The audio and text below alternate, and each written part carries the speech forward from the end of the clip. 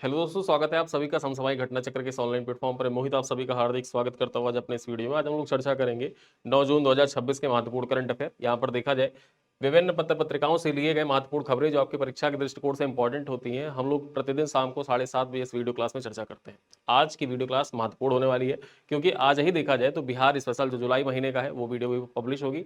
इस वीडियो को आप देखिए। इस वीडियो के 2 से 3 घंटे बाद यानी कि लगभग रात के 10 बजे हम लोग बिहार स्पेशल जो जुलाई महीने का है उसको पब्लिश कर रहे हैं। ठीक है।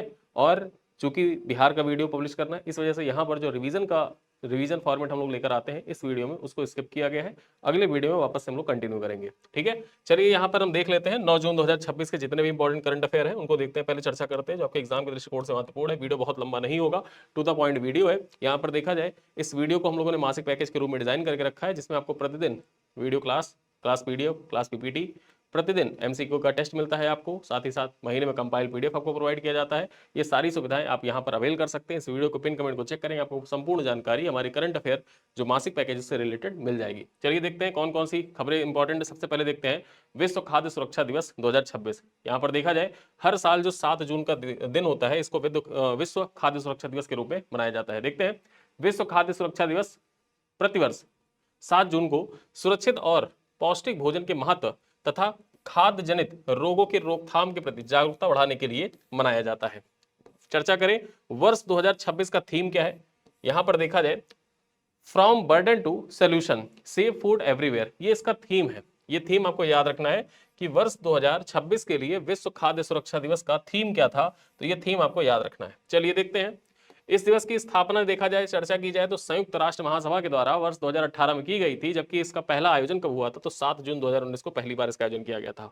खाद्य सुरक्षा, मानव स्वास्थ्य, खाद्य सुरक्षा सतत विकास से जुड़ी तथा इससे सुनिश्चित करने के लिए स्वच्छता, उचित भंडारण तथा गुणवत्ता मानकों का पालन के लिए महत्वपूर्ण है। ठीक है। चलिए अगली खबर देखते हैं विश्व ब्रेन ट्यूमर दिवस। ये विश्व ब्रेन ट्यूमर दिवस कब मनाया जाता है? विश्व ब्रेन ट्यूमर दिवस जो होता है ये हर साल चर्चा करें तो 8 जून के दिन मनाया जाता है। कब मनाया जाता है? 8 जून का जो दिन होता है इसको विश्व ब्रेन ट्यूमर दिवस के रूप में मनाते हैं। ठीक। वर्ष 2026 के लिए थीम क्या है?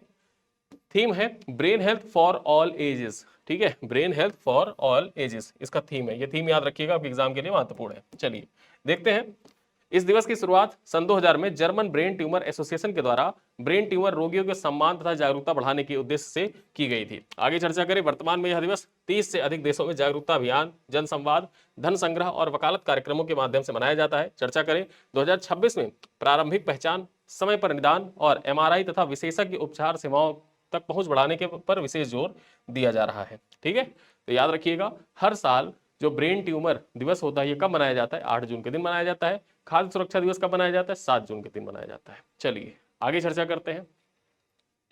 यहां पर देखा जाए FSSAI ने मानकीकृत वेगन लोगो पेश किया है। ठीक है, यहां पर जो मानकीकृत वेगन लोगो है इसको FSSAI के द्वारा पेश किया गया है। चर्चा करते हैं भारतीय खाद्य सुरक्षा और मानक प्राधिकरण जो FSSAI है इसके द्वारा प्रमाणित वेगन खाद्य उत्पादों की पहचान के लिए नया मानकीकृत वेगन लोगो जारी किया गया है। हरे रंग के चौकोर फ्रेम में वी और अंकुरित पत्ती वाला यह लोगो 1 जुलाई 2027 से सभी प्रमाणित वेगन उत्पादों पर अनिवार्य होगा। यानी कि 1 जुलाई 2027 से देखा जाए तो अनिवार्य रूप से ये मानकीकृत लोगो जो है सभी वेगन उत्पाद जितने हैं उन पे लगा रहेगा। चर्चा करें तो इसका उद्देश्य उपभोक्ता को पशु व्युत्पन्न सामग्री से मुक्त उत्पादों की स्पष्ट पहचान उपलब्ध कराना तथा भ्रामक दावों से रोकना है। ठीक। चर्चा करें यह पहल बढ़ती वेगन खाद्य मांग, टिकाऊ उपभोग को प्रोत्साहन तथा अंतरराष्ट्रीय खाद्य लेबलिंग मानकों के अनुरूप पारदर्शिता बढ़ाने में सहायक भी होगी। ठीक है, तो जितने भी वेगन उत्पाद हैं यहाँ पर देखा जाए कुछ लोग होते हैं जो वेगन उत्पाद का सेवन करते हैं, जैसे वो गाय भैंस के दूध की जगह पर देखा जाए तो जो नारियल का दूध है या फिर जो अन्य जो हमारे पास संसाधन उपलब्ध है उनके दूध, मूंगफली का दूध यूज करते हैं। ठीक, तो ऐसा जो पशु व्युत्पन्न उत्पाद होते हैं उनसे हटकर यहाँ पर देखा जाए जो अन्य स्रोत हैं उन स्रोतों पर निर्भर रहते हैं अपनी डेली जरूरतों को पूरा करने के लिए, तो उसको देखा जाए वीगन कहा जाता है। और उसके लिए देखा जाए FSSAI के द्वारा ये लोगो लॉन्च किया गया, कुछ इस प्रकार से दिखता है ये लोगो। चलिए आगे चर्चा करते हैं। ग्रासा मिलेट्स एंड फूड को राष्ट्रीय रत्न सम्मान 2026 से सम्मानित किया गया है। चर्चा करते हैं Grasa millets and food private limited को राष्ट्रीय रत्न सम्मान 2026 में emerging health tech and nutrition innovation startup of the year पुरस्कार से सम्मानित किया गया है। ठीक, याद रखिएगा, एग्जाम में आपसे पूछ सकता है emerging health tech and nutrition innovation startup of the year से किसे सम्मानित किया गया है? इसे सम्मानित किया गया Grasa millets and food private limited को। चलिए देखते हैं। यह सम्मान मोटे अनाज यानी कि मिलेट्स और किण्वन विज्ञान पर आधारित चयापचय स्वास्थ्य सुधारों के अनुभव मॉडल के लिए प्रदान किया गया है। यहाँ पर चर्चा करें, नई दिल्ली के भारत मंडपम में आयोजित समारोह में पद्मश्री कंगना रनौत को मुख्य अतिथि के रूप में पुरस्कार प्रदान किया गया। यहाँ पर चर्चा करें, समारोह के दौरान Bharat innovation and startups facilitators मंच का भी शुभारंभ किया गया है, जिसका उद्देश्य नए भारतीय उद्यमियों को प्रोत्साहन और सहयोग देना है। ठीक, तो यहाँ पर आप याद रख सकते हैं कि ग्रासा मिलेट्स एंड फूड को वर्ष 2026 में राष्ट्रीय रत्न सम्मान प्रदान किया गया है और ये आपकी परीक्षा के दृष्टिकोण से, अवार्ड वाले सेक्शन के दृष्टिकोण से महत्वपूर्ण हो जाता है। चलिए आगे देखते हैं। राष्ट्रीय प्राणी उद्यान में NZP साथी ऐप लॉन्च किया गया है। NZP साथी ऐप लॉन्च किया गया है। चर्चा करें तो पर्यावरण वन एवं जलवायु परिवर्तन मंत्रालय के राज्य मंत्री कीर्तिवर्धन सिंह ने नई दिल्ली स्थित राष्ट्रीय प्राणी उद्यान, ठीक है, यहाँ पर देखा जाए जो राष्ट्रीय प्राणी उद्यान है, यहाँ पर NZP साथी ऐप तथा स्व टिकटिंग कियोस्क का शुभारंभ किया है। अब ये जो स्व टिकटिंग कियोस्क होता है, बेसिकली देखा जाए तो अपने आप से टिकट लेने की एक मशीन होती है जहां पर आप पहुंचते हैं। जैसे मैकडी आप जाते हैं ना, मैकडी, तो आप काउंटर पे ऑर्डर करने से बचने के लिए एक मशीन लगी होती है, वहां पर अपना ऑर्डर जो होता है ऑर्डर प्लेस करते हैं, आपका बिल निकलता है, वहीं आप पेमेंट करते हैं, फिर काउंटर से जाकर अपना आइटम रिसीव कर लेते हैं। सेम वैसा ही समझिए कि जो टिकट काउंटर है, टिकट काउंटर से हटकर स्व टिकटिंग कियोस्क है ये। ठीक, कुछ इस प्रकार से दिखेगा। चलिए देखते हैं। यह ऐप जो है, जो NZP साथी ऐप है, यह एंड्रॉयड और iOS पर उपलब्ध होगा तथा इंटरैक्टिव मानचित्र और स्मार्ट नेविगेशन के माध्यम से आगंतुकों को विभिन्न सुविधाओं तक पहुंचने में सहायता करेगा। ऐप में देखा जाए एग्जाम्प्रेस टूर, फैमिली टूर, ग्रैंड जू टूर तथा व्यक्तिगत माई टूर जैसे विषयगत भ्रमण विकल्प भी उपलब्ध होंगे। स्व ticketing kiosk unified payments interface यानी कि UPI आधारित डिजिटल भुगतान और निःशुल्क वायरलेस फेडरलिटी सुविधा के साथ में त्वरित ऑनलाइन टिकट बुकिंग की सुविधा भी उपलब्ध कराएगा। तो यहाँ पर ये कियोस्क के बारे में भी देखा जाए, जान लिया हम लोगों ने। और जो NZP ऐप है, national geological park new Delhi में इसको लॉन्च किया गया। किसके द्वारा लॉन्च किया गया है? तो यहाँ पर याद रखिएगा, कीर्तिवर्धन सिंह के द्वारा लॉन्च किया गया है, जो राज्य मंत्री हैं पर्यावरण वन एवं जलवायु परिवर्तन मंत्रालय में। चलिए आगे चर्चा करते हैं। हॉक के बारे में चर्चा करते हैं। हॉक भारत की पहली न्यायपालिका एकीकृत वन्यजीव अपराध प्रबंधन प्रणाली है। हॉक यहाँ पर चर्चा करें, केरल वन विभाग ने हॉस्टाइल एक्टिविटी वॉच कर्नेल नामक भारत की पहली पूर्णतः डिजिटलीकृत न्यायपालिका एकीकृत वन्यजीव अपराध प्रबंधन प्रणाली शुरू की है। ठीक है, यहाँ पर चर्चा करें, यह क्लाउड आधारित एंटरप्राइज रिसोर्स प्लानिंग प्रणाली वन्यजीव अपराध के डेटा प्रबंधन, जांच, खुफिया जानकारी संग्रहण और प्रबंधन कार्यों में सहायता प्रदान करती है। देखा जाए तो हॉक को जिला न्यायालय प्रबंधन प्रणाली से एप्लीकेशन प्रोग्रामिंग इंटरफेस के माध्यम से जोड़ा जाएगा, जिससे केरल ऐसा करने वाला देश का पहला राज्य बन गया है। यानी कि यहाँ पर बात करें तो हॉक को जिला न्यायालय प्रबंधन प्रणाली से एप्लीकेशन प्रोग्रामिंग इंटरफेस के माध्यम से जोड़ा गया है और ऐसा करने वाला केरल देश का पहला राज्य बन गया है। चर्चा करें, इस प्रणाली का विकास केरल वन विभाग, wildlife trust of India और Nippon telegraph and telephone data corporation के सहयोग से किया गया है। ठीक है, आगे चर्चा करते हैं। अगली खबर क्या है? सौरभ विजय बने इंडिया AI मिशन के नए मुख्य कार्यकारी अधिकारी।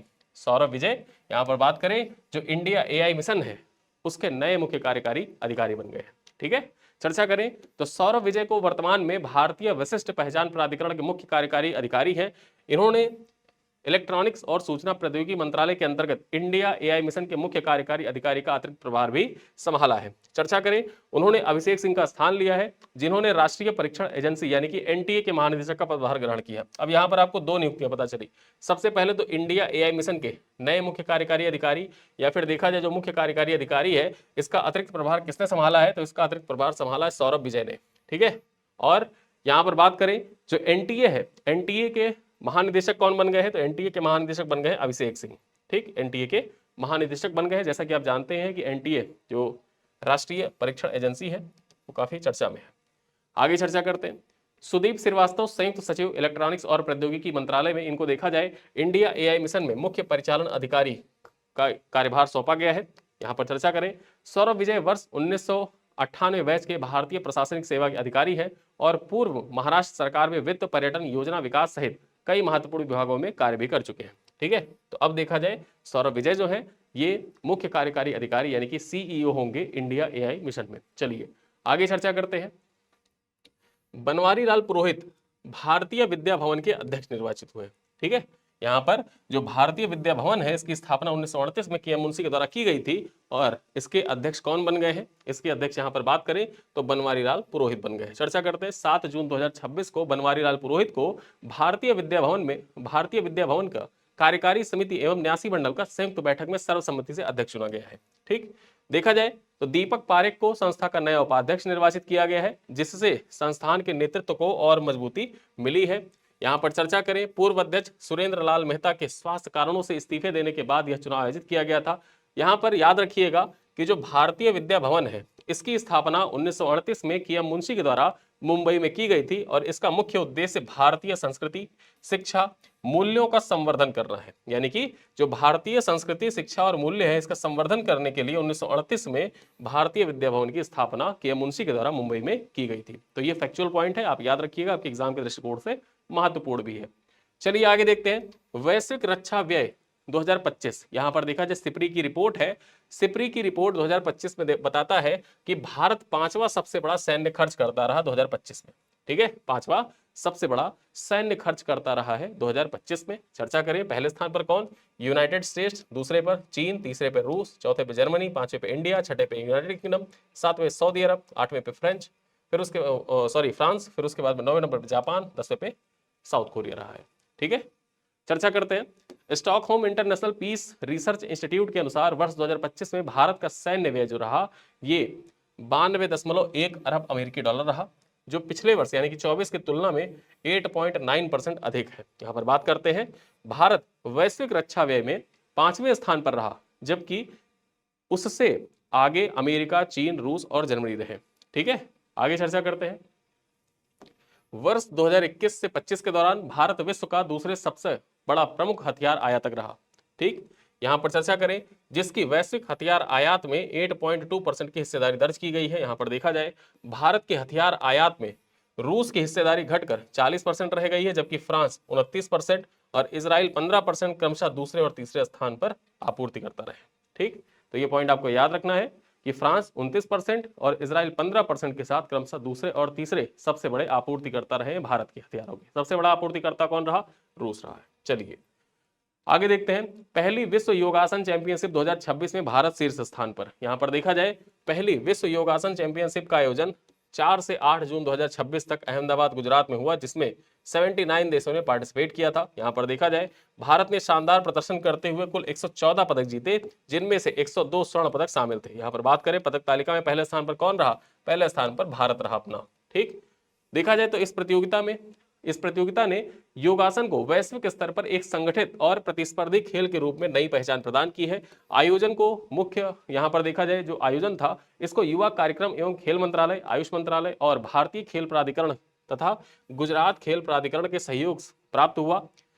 इस योगासन की ओलंपिक मान्यता, ठीक है, यहां पर देखा जाए इसे योगासन की ओलंपिक मान्यता की दिशा में महत्वपूर्ण कदम माना जा रहा है। यानी कि भविष्य में देखा जाए तो जैसा भारत सरकार कह रही है कि हम योगासन को ओलंपिक में, कॉमनवेल्थ गेम्स जो है वहां तक लेकर जाएंगे और इसको प्रमोट करेंगे, तो इस दिशा में देखा जाए एक महत्वपूर्ण कदम माना जा रहा है। ठीक, आगे चलते हैं, देखते हैं क्या खबर है। सेफ महिला फुटबॉल चैंपियनशिप 2026, भारत छठी बार बना चैंपियन। यहाँ पर चर्चा करते हैं, जो सेफ महिला फुटबॉल चैंपियनशिप है इसमें भारत जो है विजेता बना है।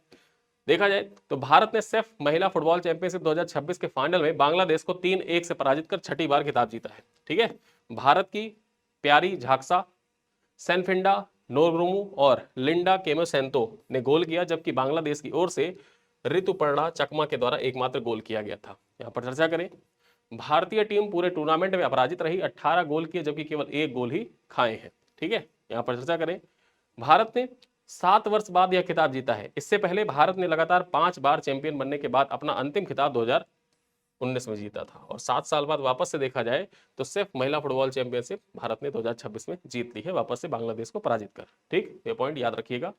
आगे चलते हैं। दिल्ली बर्ड एटलस 2026, पक्षी विविधताओं में विश्व की राजधानियों में दूसरा स्थान मिला है दिल्ली को। यहां पर देखा जाए दिल्ली बर्ड एटलस के अनुसार दिल्ली की कुल 471 पक्षी प्रजातियां दर्ज की गई हैं, जिससे यह पक्षी विविधता के मामले में नैरोबी, ठीक है, नैरोबी के बाद विश्व की राजधानियों में दूसरे स्थान पर है।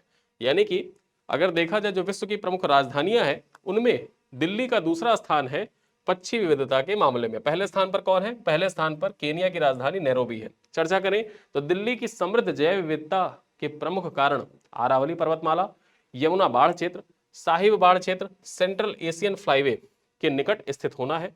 यहां पर देखा जाए सर्वेक्षण जनवरी 2025 में प्रारंभ हुआ था। पहले वर्ष देखा जाए 221 प्रजातियां दर्ज की गई थी, जिनमें से 126 निवासी, 81 शीतकालीन प्रवासी और 14 ग्रीष्मकालीन प्रवासी पक्षियां सम्मिलित थे। एटलस में 18 स्थानिक प्रजातियों तथा संकटग्रस्त पक्षियों जैसे जो मिस्री गिद्ध हैं, black blooded turn, river tern और कॉमन पोचार्ड का उल्लेख भी किया गया है, जो संरक्षण की आवश्यकताओं को दर्शाते हैं। ठीक है, तो यहां पर देखा जाए एक प्रकार से जो पक्षी विविधता है पूरे विश्व में जो प्रमुख राजधानियां हैं उनमें दिल्ली का दूसरा स्थान है। पहले स्थान पर कौन सा है? पहले स्थान पर नैरोबी है, केनिया की राजधानी। ठीक, तो ये पॉइंट आपको याद रखना है। अब चलते चलते कुछ सवाल है जिनका उत्तर आप कमेंट बॉक्स में दीजिएगा। पहला सवाल है विश्व खाद्य सुरक्षा दिवस 2026 का थीम क्या है? आपको थीम बताना है। थीम क्या है विश्व खाद्य सुरक्षा दिवस 2026 का? सवाल नंबर 2 है भारत की पहली न्यायपालिका एकीकृत वन्यजीव अपराध प्रबंधन प्रणाली हॉक किस राज्य सरकार के द्वारा शुरू की गई है? तमिलनाडु, कर्नाटक, केरल या तेलंगाना? क्वेश्चन नंबर 3 है सिप्री की रिपोर्ट के अनुसार 2025 में वैश्विक रक्षा व्यय के मामले में भारत का कौन सा स्थान है? तीसरा, चौथा, छठवां या पांचवा? चौथा सवाल है सेफ महिला फुटबॉल चैंपियनशिप 2026 के फाइनल में भारत ने किस देश को हराया? नेपाल, श्रीलंका, बांग्लादेश या मालदीव? और अंतिम सवाल है पहली विश्व योगासन चैंपियनशिप 2026 भारत ने कुल कितने पदक हासिल किए? 102, 114, 79 या 92? ठीक है, तो ये है 5 सवाल। इन 5 सवालों का उत्तर आप कमेंट बॉक्स में दीजिएगा। वीडियो कैसा लगा आप कमेंट बॉक्स में बताइएगा और बिहार स्पेशल की वीडियो का इंतजार करिएगा। शाम को 10 बजे बिहार स्पेशल का वीडियो पब्लिश होगा, उसे देखिए और अपने दोस्तों के साथ साझा करिएगा। पिक्टोरियल फॉर्मेट में सारी चीज़ें वहाँ पर कवर करने का प्रयास किया गया है। और इन्हीं सब बातों के साथ इस वीडियो करते हैं समाप्त। मिलते हैं अगली क्लास में, तब तक के लिए धन्यवाद।